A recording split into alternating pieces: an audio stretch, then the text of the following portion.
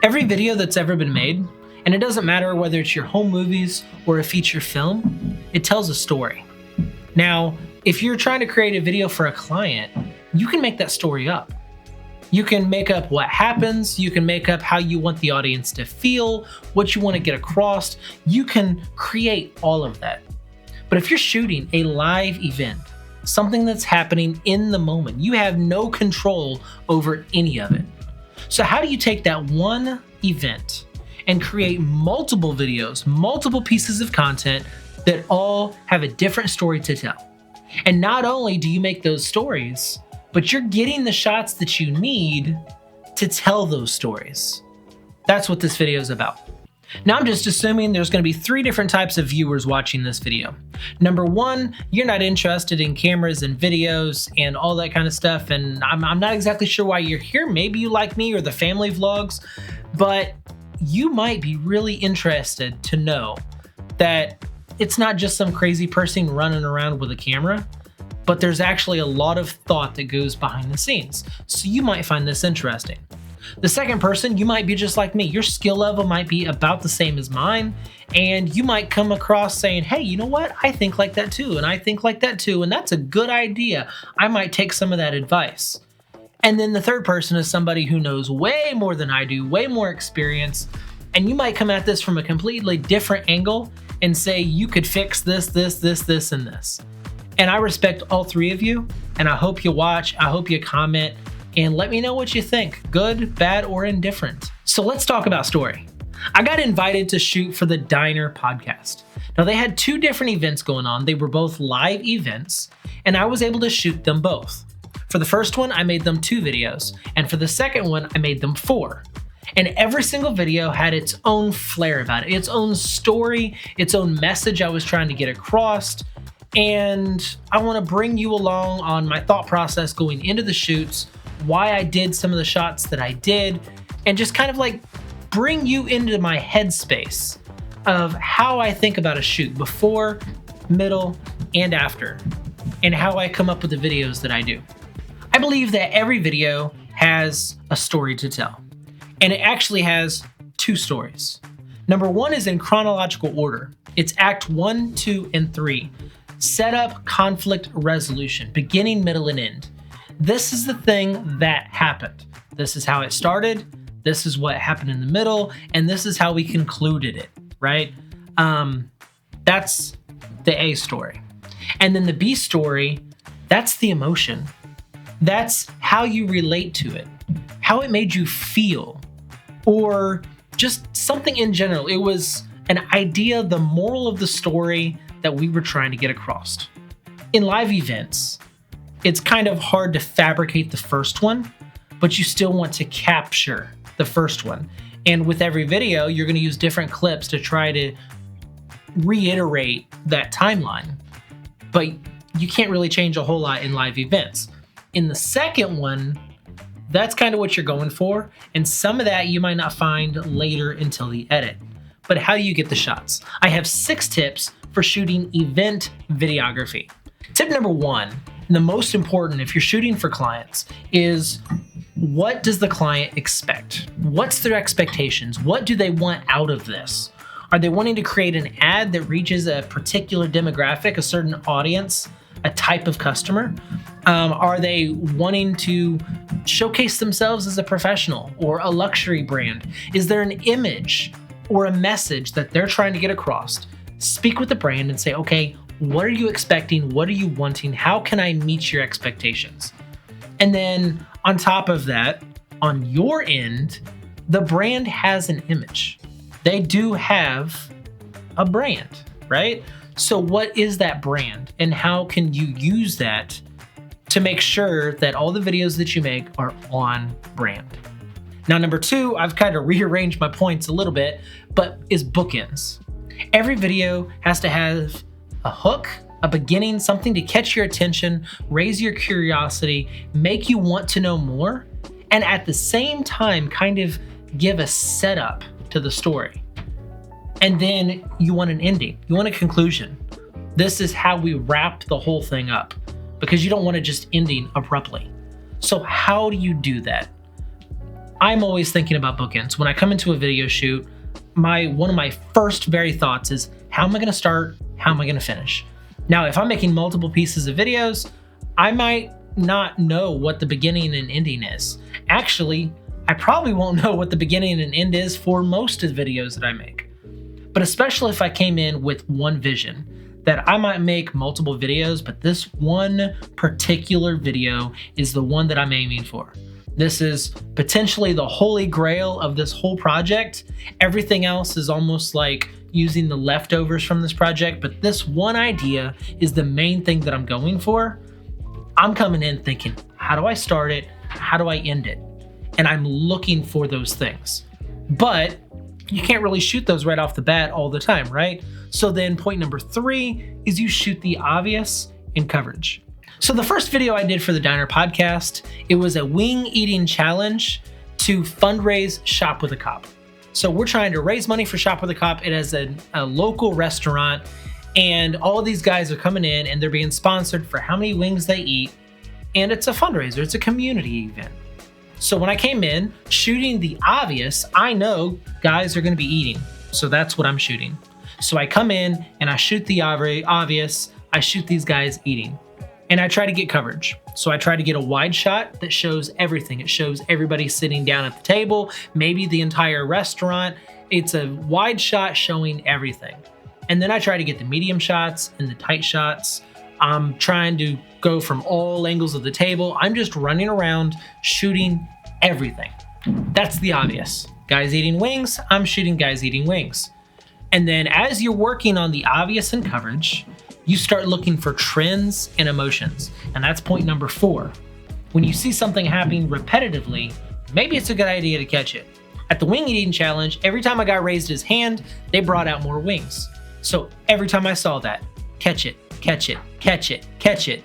And that way I can use it to tell the story later in the video. And then I'm also looking for emotion. Every time the guys are laughing, they're cutting up, they're cracking jokes, I want to catch it.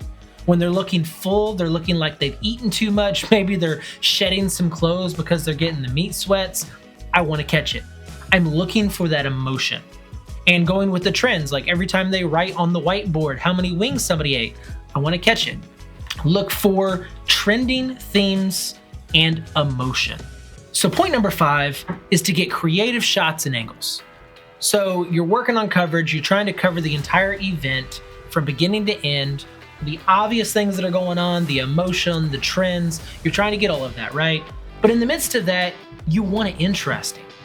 You want it to be a little bit different. You want some flavor to your video. So that's where you need to try to use the rules of composition and think, can I look at this from a different angle?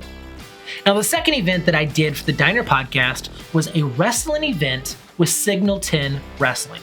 Now these guys, they come in, they do the announcing, they do the commentating, they're the first ones to bust through the ring, and they have a lot of setup in advance. So they wanted a walkthrough from start to finish. And I think I got some of my most creative shots from this event. And it was probably the most fun event that I've shot so far. Now, there's a handful of shots that I got that I really liked. One of my favorites was I focused on the ring itself.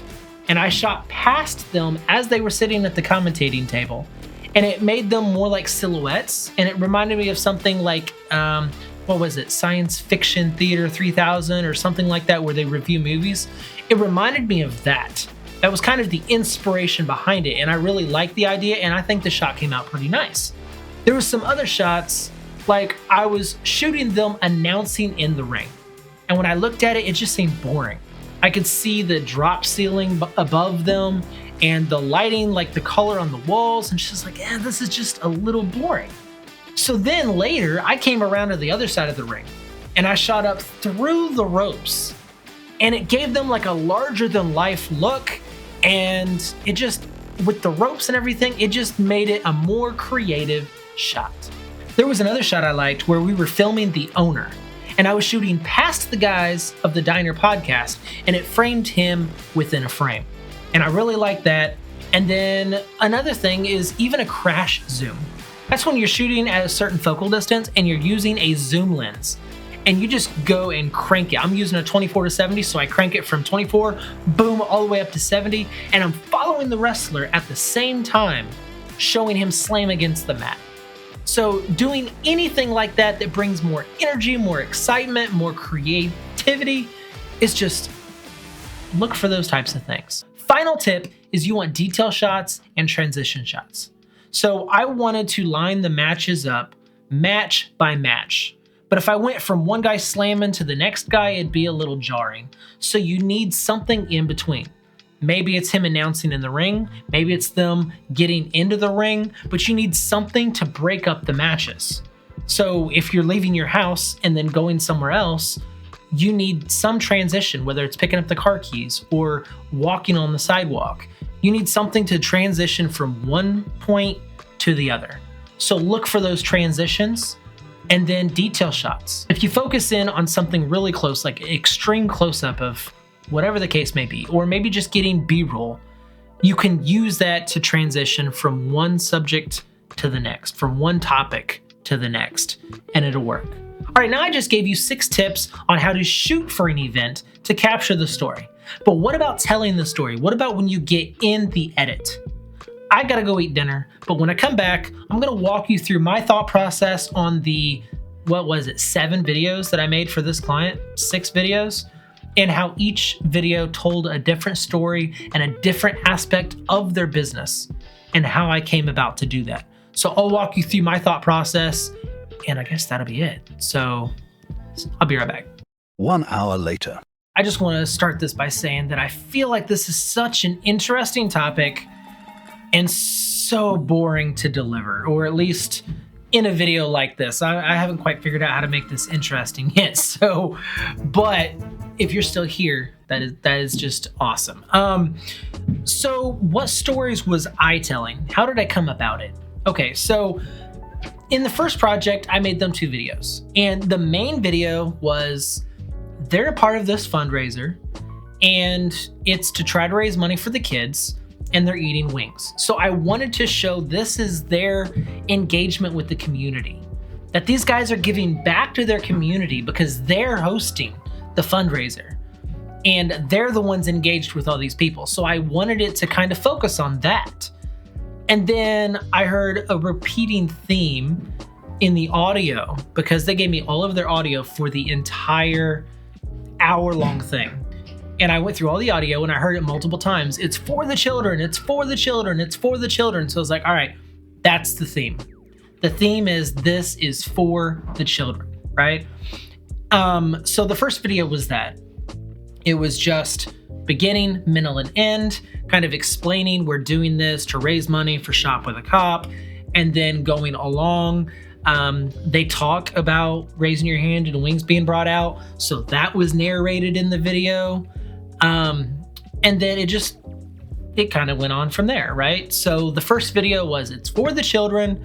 This is them hosting a community thing that is good for the community. And then I didn't know what else. I didn't know what other video to make. And I'm like, a lot of the footage is going to overlap. Do I really have enough footage? And I'm looking at this.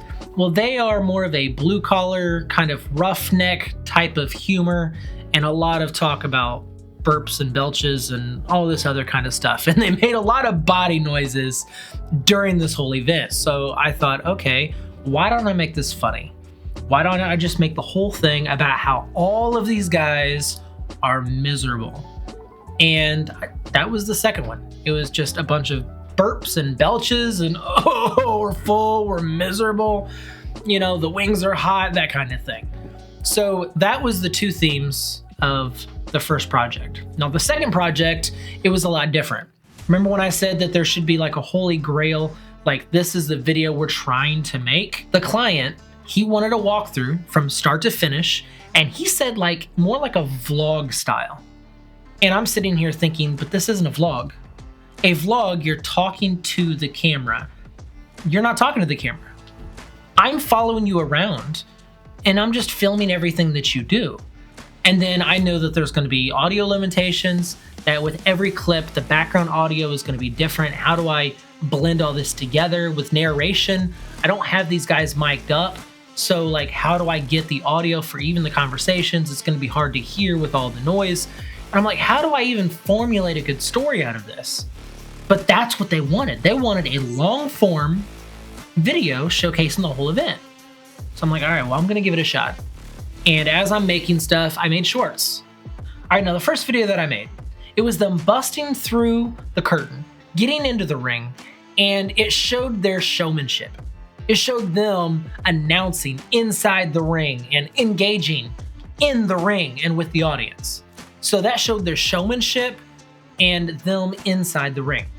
And then I made another one that showed them sitting at their table because they commentate at the commentator's table, right?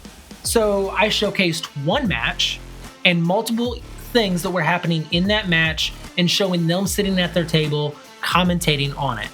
So that whole video, that was showcasing they are commentators. And then I had another one and it showcased them behind the scenes, showing them zip tying the padding on the ring and they're writing notes down, they're getting into their laptops, they're speaking with wrestlers, they're getting prepared for the match. And that wanted to show all the work that goes into the preparation and engagement with the wrestlers and how they really are involved and how there's a lot more to it than just a couple of guys spewing a bunch of words out. I wanted to show all the effort behind the scenes. And then that was the 3 shorts that I made. But they wanted a long form video. So how do I do that? And I went through the footage and I was like, all right, well, that's what they wanted. So I'm going to try to pull it off. And I did. And it goes from the beginning of them getting ready to the end. And I had an Insta360 Go 3 sitting on the table and I just let it roll. And while I'm talking to the guys at the table, while we're sitting there just going back and forth, I don't even know if he realized that the camera was going. He was just informing me. He thought that I would be interested. He's inviting me to know a little bit more about the wrestling event that they take part in and was trying to give me interesting facts.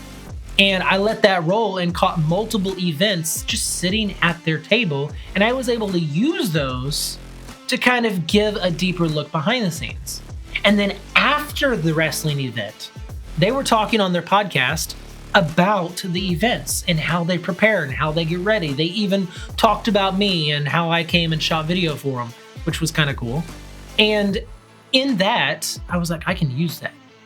He's talking about walking around with a laptop to get the wrestlers to kind of fill him in on what they're going to do or what they want showcased and stuff, whatever. I don't even understand all of it myself, but he's going around with a laptop. And I'm like, for you to be able to tell me that, I took that audio, ripped it off of YouTube, threw it into this video, and yes, it worked. It worked beautifully because I was able to give a dialogue to showcase what they were doing, because before, he's walking around with a laptop talking to people. Who's he talking to? Why does he have the laptop? He's writing notes down. What are the notes? Like, we don't even know what this stuff is about, but when I was able to grab that audio, I was able to use it for that. And it led all the way up, and then I went match by match and showed the entire video. And even wrapping it up at the end, I took a clip talking about those bookends that it was actually between matches. It wasn't even at the end. But one of the guys from the diner, Evan, he went over there and he was like high-fiving the kids and having a good old time. And I was like, wait a minute, that almost looks like, hey, we had a great time. Glad you guys came, and just giving them a high five at the end. So I'm like, all right, we'll use that. And through the whole event, anytime they were trying to engage with anybody, I wanted to catch it. I wanted to show that they had a relationship with the wrestlers, with the owner, and even with the fans and the people that come to watch these matches. That they have built a relationship with everybody and they work hard at everything that they do. And I was trying to find a way to show all of that. So that was the story that I was telling. We have a behind the scenes, we have a showmanship stage presence, we have a commentating at the table presence, we have a behind the scenes leading all the way up through every single match and showing everything all in one go. Those are the stories that we're telling. I'm showing different aspects of their brand, and I'm showing how they care about it, how they're invested in it. So when I was talking at the beginning, every story has 2 things. It has the beginning, middle, and end, act 1, 2, and 3, and then it has how does it tug your heartstrings. So if you're making home movies, if I'm watching home movies of my kids, I'm gonna get emotional because they're my kids. I'm gonna be nostalgic. But if somebody else is watching that, they're not gonna feel the same. Every video relates differently. If you're watching a video with a dad, then if you're a dad, you might relate and it really resonates. But if you're not, it might just be another video. Every video that you make, it should have some emotional attachment, and maybe you are trying to show their professionalism, their attention to detail, their attention to quality. But not everybody is going to pick up on all those.